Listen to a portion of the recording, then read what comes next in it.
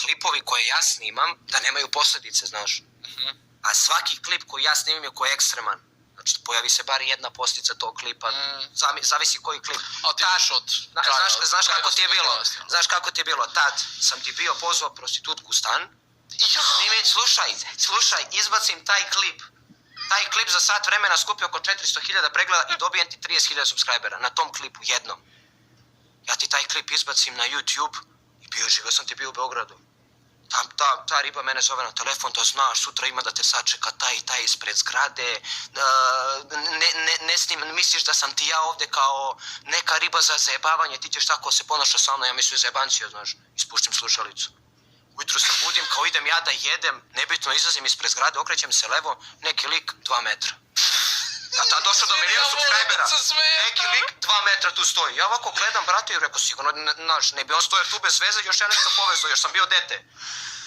Mislim, nisam bio dete, to je bilo predegojno, ja sam bio isto kao malo dete.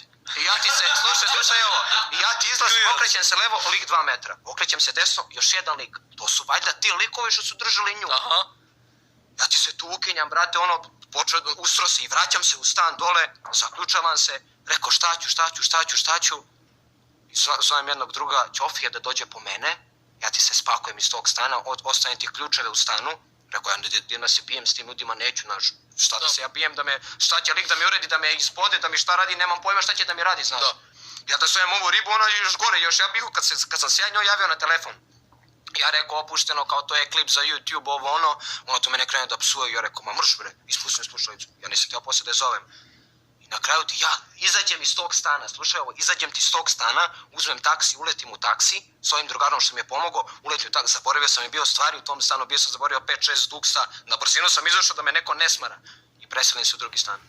Samo zbog tog klipa, zbog te posljedice. Život lik vodi, jebe ti život. Ovo je strašno.